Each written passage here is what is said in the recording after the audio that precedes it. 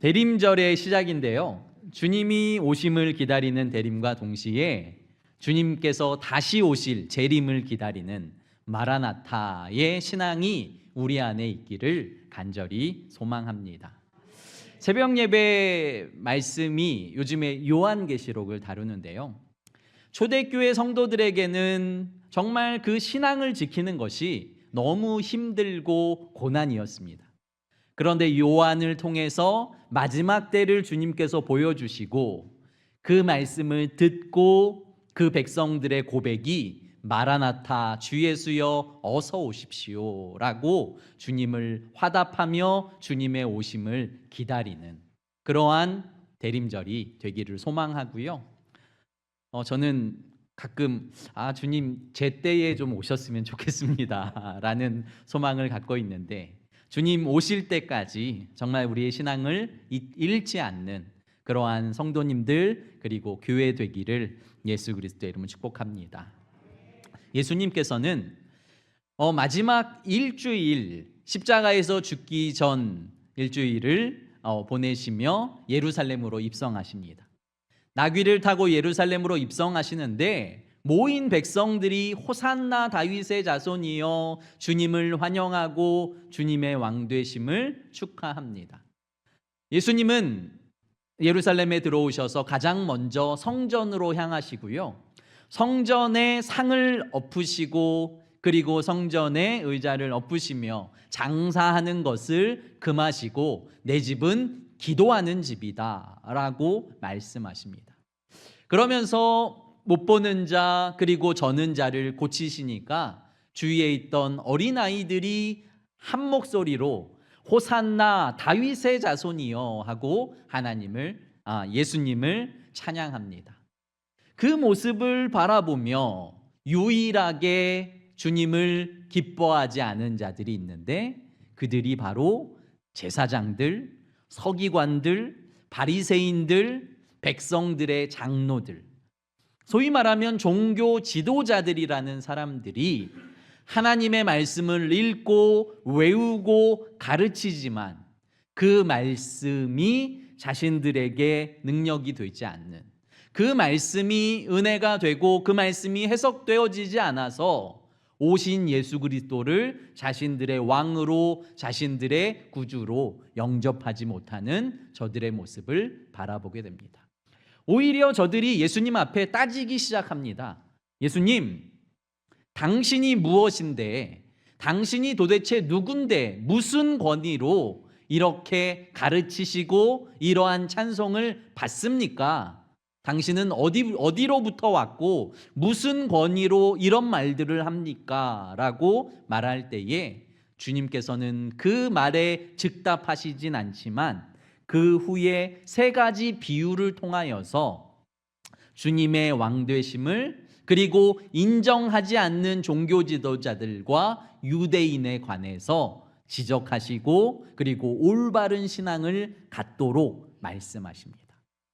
유대인에게 관해서 또한 종교 지도자들에게 말씀하시지만 우리 성도들, 특별히 오래 예수님을 믿는다고 말하는 우리 성도들이 정말 하나님을 사랑하고 그분의 왕되심을 인정하고 그 말씀에 순종하며 살아가고 있는지 우리의 삶을 돌아보아야 합니다. 오늘 비유는 세 번째 비유인데요. 첫 번째 비유는 아버지가 두 아들을 포도원으로 보내는 비유입니다. 첫째 아들을 부르는데요. 아들아, 아빠 대신, 아버지 대신 포도원으로 가서 일을 좀 도와주지 않겠니? 라고 부탁을 하니까 그 아들이 아버지 그렇게 할게요 라고 대답하지만 그는 밭으로 가지 않습니다.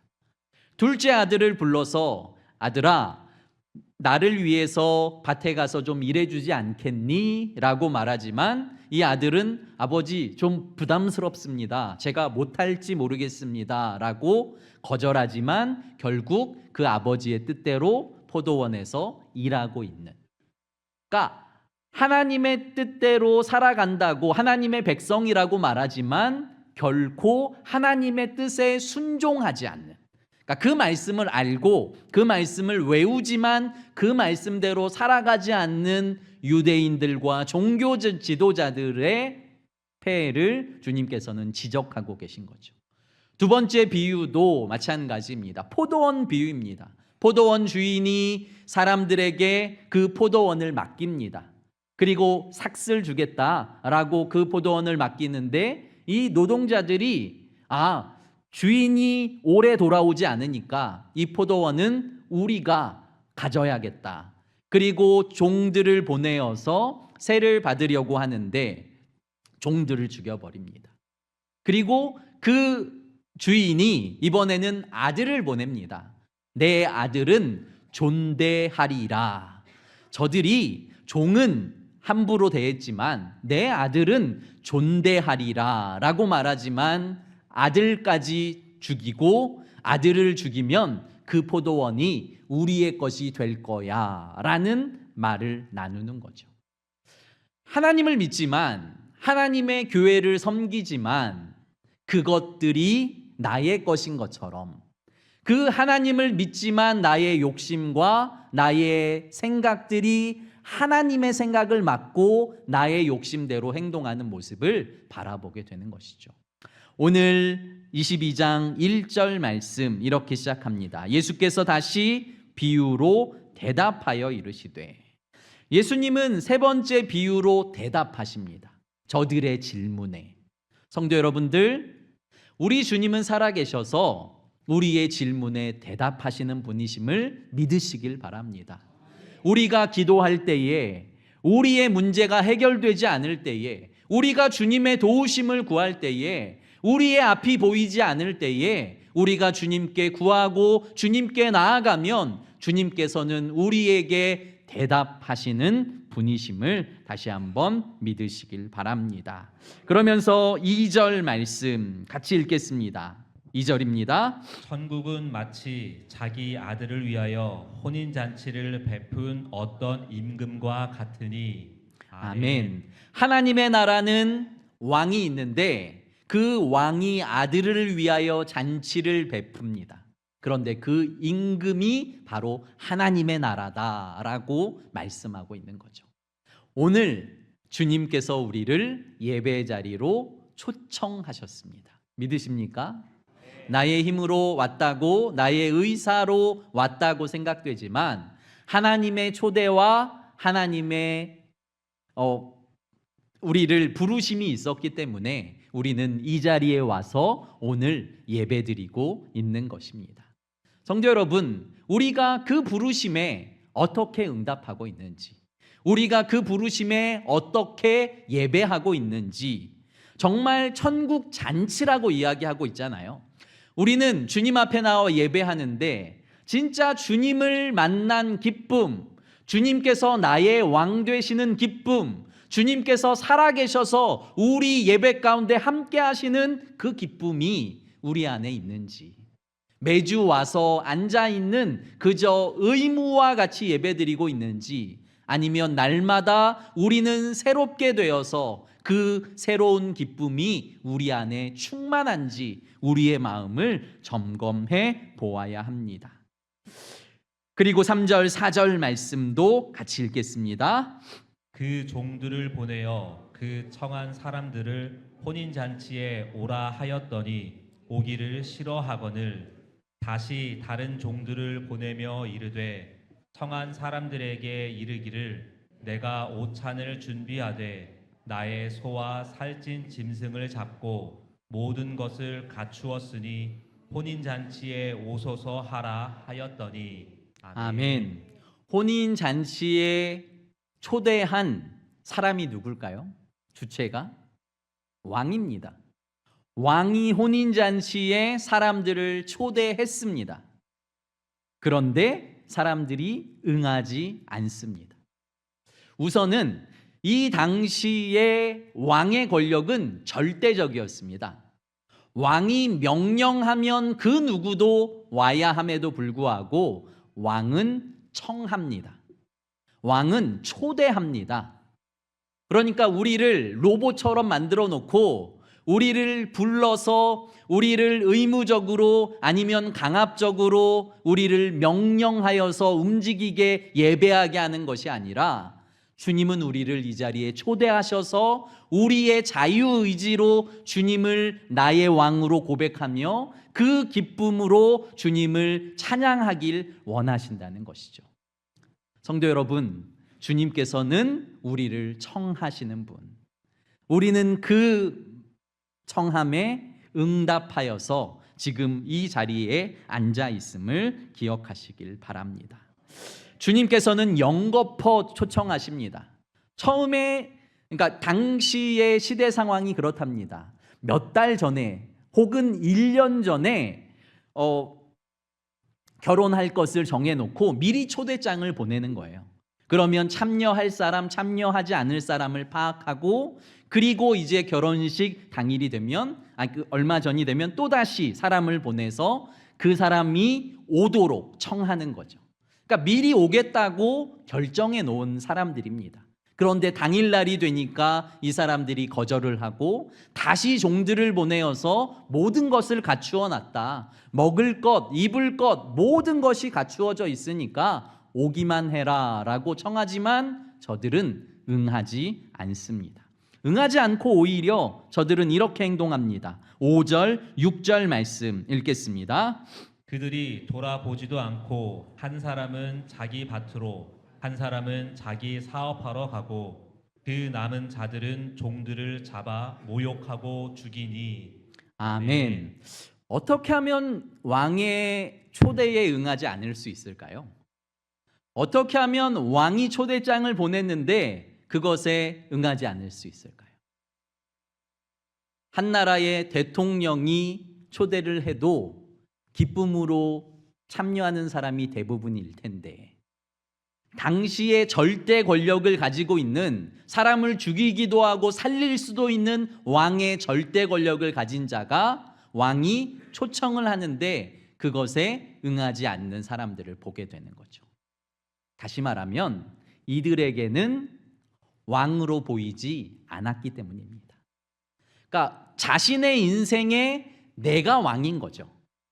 나의 삶에 내가 왕이기에 나의 자리를 내려놓고 나의 바쁨을 내려놓고 나의 일들을 내려놓고 왕의 초대에 응해서 그 예배를, 그 잔치를 참여할 의사가 없는 거죠. 주님은 온 세상 모든 사람들을 초대하고 청하십니다. 그러나 예수 그리스도가 나의 구주, 하나님이 나의 왕이심을 인정하는 자들만 주 앞에 나와 진심을 다해 예배할 수 있다는 것입니다.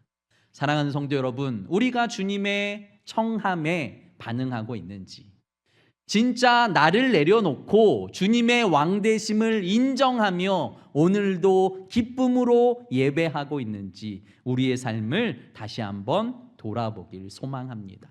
오늘 세 분의 새로운 가족들이 우리 교회에 등록하시고 그리고 교육을 마치시고 우리 수료증을 드리는 날인데요, 우리 세 분의 성도님들이 정말 그 주님의 청함에 응하시고, 예수 그리스도가 나의 왕이시구나, 세상에 내가 할 수 있는 것이 아니라 예수 그리스도가 나를 살게 하시고 나를 입히시고 먹이시고 나의 삶을, 나의 영혼을 책임져 주시는 유일한 하나님 되시는구나 라고 인정하시는 귀하고 복된 삶이 되시기를 축복합니다. 이들의 거절, 그리고 이들이 오히려 종들을 잡아 죽이는 모습을 보며 왕은 이렇게 반응합니다. 7절 말씀도 읽겠습니다. 임금이 노하여 군대를 보내어 그 살인한 자들을 진멸하고 그 동네를 불사르고. 아멘. 내가 왕인 줄 알았고, 내가 내 인생의 주인인 줄 알았고, 포도원을 내 것으로 만들 수 있을 줄 알았고, 아버지의 명령을 어겨도 괜찮을 줄 알았습니다. 그런데 아버지는 참고 또 참았고, 왕은 초대하고 또 초대했지만 응하지 않고 오히려 저들의 종을 죽이고 아들까지 죽여버린 저들을 주님께서는 심판하시고 마지막에 우편과 좌편으로 천국과 지옥으로 나누시는 심판의 시간이 우리에게 분명히 찾아올 것이라는 것을 성도 여러분들 꼭 기억하시길 바랍니다. 주님께서는 저들을 진멸하시고요, 8절부터 10절 말씀, 새로운 사람들을 또 초청하십니다. 8절에서 10절 말씀도 읽겠습니다. 이에 종들에게 이르되 혼인잔치는 준비되었으나 청한 사람들은 합당하지 아니하니 내거리 길에 가서 사람을 만나는 대로 혼인잔치에 청하여 오라 한데 종들이 길에 나가 악한 자나 선한 자나 만나는 대로 모두 데려오니 혼인잔치에 손님들이 가득한지라. 아멘. 주님은, 왕은 청함을 받은 자가 청함에 합당하지 않구나 라고 말씀하시고 내거리로 나아가서 모두에게 청해라, 모두에게 복음을 전해라 라고 말씀하시는 것입니다. 그리고 종들은 선한 자나 악한 자나 모두를 불러들였다라고 기록하고요, 누가복음 14장에 똑같은 말씀이 있는데요, 이곳에서는 선한 자나 악한 자를 좀 더 구체적으로 가난한 자들, 몸 불편한 자들, 맹인들, 저는 자들을 불러 모았더라라고 기록하고 있습니다. 유대인들은, 종교 지도자들은 자기들만 선택받은 선민이라고 생각했습니다. 하나님의 나라 백성이라고 생각했습니다. 그렇기 때문에 자기들 외에는 하나님 나라에 들어갈 자가 없을 것이라고 생각했습니다.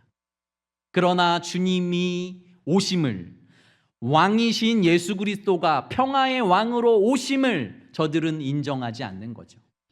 내가 원하던 왕이 아닌 거예요. 정치적인 메시아, 정치적인 왕, 나라를 구원하고 나라를 해방시키고 우리들을 성공시키실 왕을 우리는 구하는데 내가 원하던 왕이 오시질 않았기 때문에 그를 왕으로 인정할 수 없고 그의 초대에 응할 수도 없고 그를 따를 수도 없었던 것이죠. 성도 여러분, 우리의 신앙, 내 생각, 내 방법대로 행동할 때가 얼마나 많은지 우리는 우리의 모습을 바라보아야 합니다. 지금도 너무 바빠서 밭에 일이 있어서 내가 또 다른 일을 해야 해서 장가를 가고 결혼을 하고 취업을 하고 공부를 해야 돼서 여러 가지 핑계로 하나님의 잔치를 거부하고 있는, 이 자리에 참여하지 못하는 수많은 사람들이 있을 수 있다라는 것이죠. 성도 여러분, 우리에게 가장 귀한 것이 무엇인지, 우리의 왕이 누구인지, 내가 나의 인생의 왕이면 나의 인생을 책임질 수 있어야 합니다. 내가 언제 태어나고 언제 죽고 언제 아프고 내가 언제 결혼하고 모든 것을 내가 책임질 수 있어야 하는데 내 인생을 책임질 수 있는 사람은 단 한 사람도 없는 거죠. 주님의 기한이 차고 주님의 때가 차고 주님의 시간이 차야 이 모든 것들이 이루어짐을 깨달을 때에 내 인생의 주인이 내가 아니구나, 오직 하나님 한 분만이 내 인생의 주인이구나 고백할 수 있게 되는 것이죠. 많은 사람들을 초청하여서 왕의 잔치에 참여시킵니다. 어떤 사람도 괜찮아요. 그 초대에 응하기만 하면 됩니다. 그러나 단 하나 여기에 기준을 가지고 있습니다. 11절 12절 말씀 읽겠습니다. 임금이 손님들을 보러 들어올새 거기서 예복을 입지 않은 한 사람을 보고 이르되 친구여 어찌하여 예복을 입지 않고 여기 들어왔느냐 하니 그가 아무 말도 못하거늘. 아멘. 단지 기준 하나는 예복을 입었느냐 입지 않았느냐입니다. 왕이 잔치를 베풀면 그 왕의 잔치에 참여한 모두에게 예복을 지급했답니다. 그러면 그 예복을 갈아입고 그 예식에 참여해야 합니다. 자신의 옷이 더 좋았는지, 자신의 옷이 더 깨끗했는지, 자신의 옷이 더 화려했는지 모르지만 한 사람은 예복을 입지 않고 앉아 있는 거예요. 다시 말하면 나의 의로 하나님의 나라에 들어갈 수 있다고 생각하는 사람, 나의 도덕적인 삶으로, 나의 노력으로, 나의 힘으로 하나님의 나라에 들어갈 수 있다고 생각한 사람이 그곳에 앉아 있는 것이죠. 왕은 그 사람에게 왜 예복을 입지 않았냐라고 물으니까 그 사람은 한마디도 못합니다. 예복은 무엇일까요? 예복은 예수 그리스도, 그분을 가리키십니다. 갈라디아서 3장 27절 제가 읽어드릴게요. 누구든지 그리스도와 합하기 위하여 세례를 받은 자는 그리스도로 옷 입었느니라. 아멘. 그리스도로 옷 입은 사람만이 하나님의 나라에 들어갈 수 있는 거죠. 내가 목욕을 12번 하고 내가 아무리 깨끗하게 살았다고 자부할지라도 예수 그리스도의 보혈 없이, 예수 그리스도의 십자가의 죽음과 부활 없이 하나님 앞으로 갈 수 있는 사람은 단 한 사람도 없다는 것을 성경은 우리에게 말씀해 주시고 지금 종교 지도자들에게 지적하시며 또한 우리에게 지적하고 계신 것입니다. 그리스도로 옷 입은 사람은 어떻게 변해야 할까요? 군인은 군복을 입으면 나라를 지키기 위해 최선을 다합니다. 의사들이 의사 가운을 입으면 생명을 살리기 위해 최선을 다합니다. 그러면 그리스도인들이 그리스도로 옷 입으면 어떻게 돼야 할까요? 그리스도로 옷 입으면 그리스도처럼 살아야 하는 것이죠. 예수 그리스도처럼 생각하고 예수 그리스도처럼 바라보고 예수 그리스도처럼 행동해야 하는 거죠. 과거에 내가 어떠했든, 과거에 나의 삶이 어떠했든 예수 그리스도를 만나고 예수 그리스도가 나의 구주로 고백했다면, 이제 나는 죽고 예수로 살겠습니다 라고 결단했다면 나의 삶을 자랑하는 것이 아니라, 나의 삶을 유지하는 것이 아니라 이제는 나는 죽고 나를 위해서 십자가에서 부활하신 예수 그리스도로 말미암아 살아가는 인생을 주님께서는 원하신다는 것, 그것을 우리는 기억해야 합니다. 예수 그리스도가 포도나무면 우리는 그 포도나무에 붙어있는 가지가 되어야 하는 거예요. 내가 아무리 사과가 되고 싶고 내가 아무리 배가 되고 싶을지라도 예수 그리스도가 포도나무면 우리는 포도 열매를 맺어야 그리스도인이라는 것을 다시 한번 돌아보시길 바랍니다. 그러면서 주님께서 이렇게 고백하세요. 14절 말씀 마지막 한 목소리로 읽겠습니다. 청함을 받은 자는 많되 택함을 입은 자는 적으니라. 아멘. 청함은 무엇일까요? 쉽게 말하면 내가 죽는 거예요. 택함은 무엇일까요? 예수 그리스도로 사는 것입니다. 그러니까 나는 죽고 예수 그리스도로 살겠습니다 결단한 사람은 주님의 초청에 응하고 주님의 초청에 택함 받는 사람이 될 수 있다라는 것이죠. 세상에서 아무리 대단한 것을 가지고 있을지라도 나의 화려한 옷을 벗고 나의 죄의 옷을 벗고 예수 그리스도로 옷 입은 사람만이 하나님의 나라에 들어갈 수 있음을, 나의 모든 염려와 근심들은 내려놓고 예수 그리스도로 옷 입고 복음으로 살아가는 자들만이 하나님의 나라에 들어갈 수 있음을 기억하시고, 우리가 그렇게 살아가도록, 우리가 예수 그리스도의 옷 입은 사람처럼 살아가도록 행동하시고 말하시고 그리고 바라보시기를 예수 그리스도의 이름으로 축복합니다. 기도드리겠습니다. 거룩하신 아버지 하나님, 청함을 받은 사람은 많되 택함을 입은 자는 적다라고 주님께서 우리에게 말씀하십니다. 세상 모든 사람을 주님께서는 청하시지만 그 청함에 응하는 사람은 많지 않습니다. 많은 사람들을 청해 오지만 또한 그 예복을 입고 예수 그리스도로 살아가는 사람도 많지 않습니다. 아버지 하나님, 우리의 모습을 돌아보게 하시고 내가 그리스도인이라고, 나는 목사라고, 장로라고, 권사라고, 집사라고, 성도라고 자랑하고 있지만 내 안에서 예수 그리스도의 냄새가 나지 않는다면, 내 안에서 예수 그리스도의 향기가 나지 않는다면 우리의 삶을 점검하게 하시고 다시 돌아서게 하여 주시옵소서. 사랑 많으신 예수님 이름으로 감사하며 기도드립니다. 아멘.